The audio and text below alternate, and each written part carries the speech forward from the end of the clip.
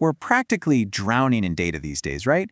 Everywhere you look, there are numbers, charts, graphs. They're all supposed to make things clearer, to show us the facts. But here's a thought. What if just looking at them isn't enough? What if the real story, the truth, is hiding in plain sight?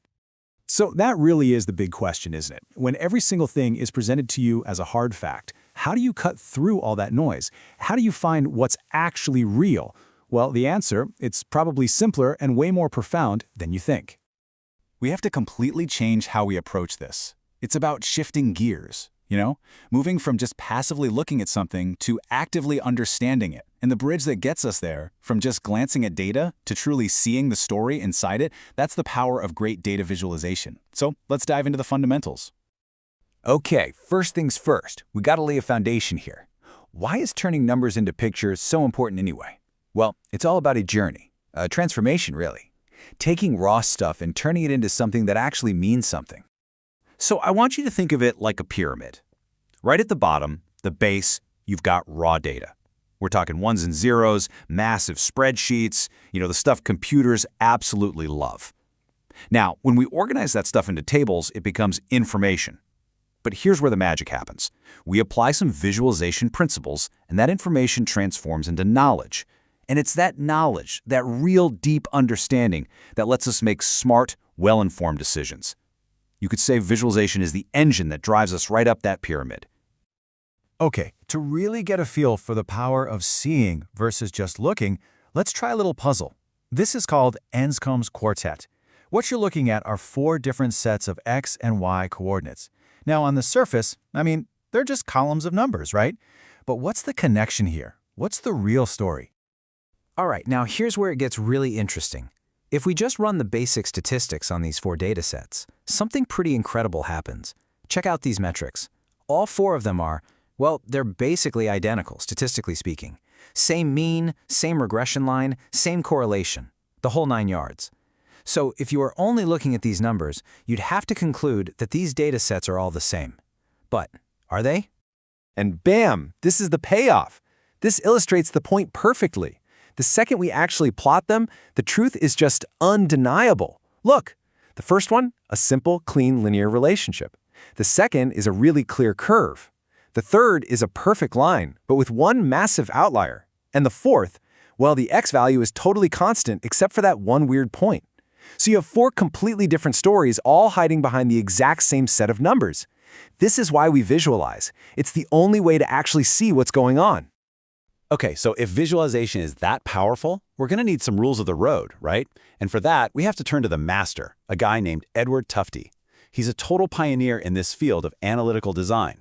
And his work, it basically gives us a framework for making visuals that tell the truth and do it beautifully. Tufte's whole thing is this core idea he calls graphical excellence. And I've got to say, I love this definition. It's not about making something flashy or cool looking. Nope, it's all about efficiency and clarity. The goal is to give the viewer the greatest number of ideas in the shortest amount of time with the least amount of ink in the smallest space. It's just elegant. So one of his key principles is all about depth. A really great graphic shouldn't be a one-liner, It should be more like a great photograph. It should let you see the big picture, the whole landscape, but also let you zoom in and see the fine details, the tiny structures. And it should do all of that in one single view. And honestly, there is no better example of this principle in action than what a lot of people call the single greatest statistical graphic ever made. This is Charles Minard's map of Napoleon's disastrous march to Moscow in 1812. Just look at this thing. The thick tan band, that's the size of his army, and you can see it just shrinking as they push toward Moscow. The black band shows the absolutely catastrophic retreat. And then down below, you've got a line graph tracking the brutal plummeting temperatures. It's all there in one image. Location, direction, army size, temperature, time, a rich, multi-layered story. It's just a total masterpiece of information density. But here's the thing. With this incredible power to reveal the truth comes an equal and kind of scary power to distort it. And that brings us to a really crucial cautionary tale. Because for every great graphic that illuminates, there's a poorly designed or even deliberately deceptive one that's out there to manipulate you. This is where Tufte really lays down the law with a concept he calls graphical integrity. Think of it as the prime directive for any honest visualization. It's simple, it's non-negotiable. The picture you see must be proportional to the numbers it's supposed to represent. Period. End of story. All right, let's look at a classic, almost textbook example of this rule getting completely shattered.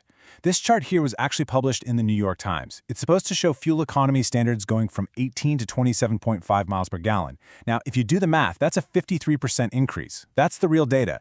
But just look at the lines they drew.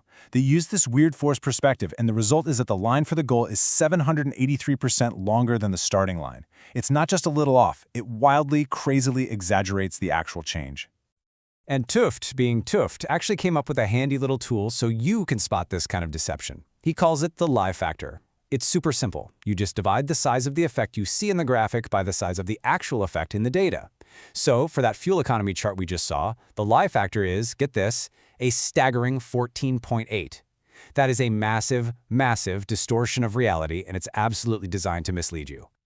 Okay, so the other big enemy of graphical integrity is something Tufte famously coined chart junk. And it's exactly what it sounds like. It's all that extra stuff that gets piled onto a chart that has nothing to do with the data. You know what I'm talking about. Unnecessary 3D effects, weird distracting patterns, little clip art illustrations. It's just visual noise. It clutters everything up and hides the actual message. So the rule here is dead simple. If it isn't data, get rid of it. Erase it. All right, so now we're armed with these big principles. Tell the truth, avoid the junk. Let's get practical. Because choosing the right type of chart is absolutely critical. I mean, you wouldn't use a hammer to saw a board, right? And you definitely shouldn't use a pie chart to show a trend over time. It's all about the right tool for the job. First up, comparison.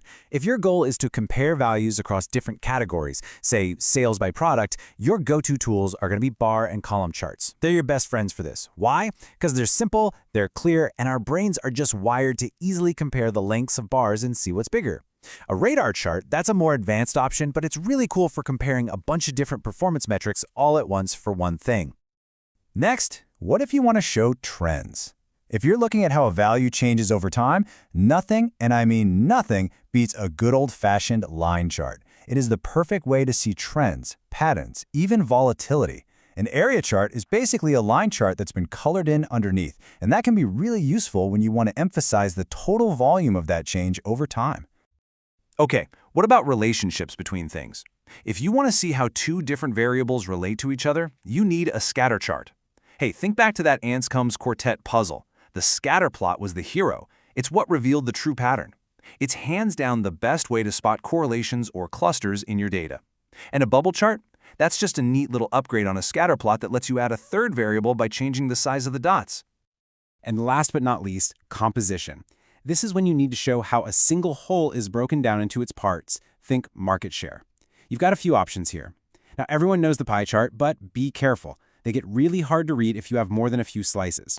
A stack bar chart is often a much clearer way to compare the composition of different categories, and a tree map is an awesome tool for visualizing those nested, part-within-a-part relationships.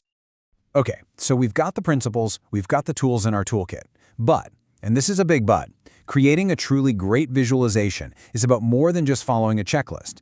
This is where it stops being just a science and starts becoming an art. Here's the thing you really have to remember. Every great chart, every memorable graphic, it tells a story. It really does. It has a beginning, a middle, and an end. It takes the viewer by the hand and guides them to a conclusion, to that aha moment of insight. It's not just a picture of some numbers. It's a narrative that's been carefully built out of data.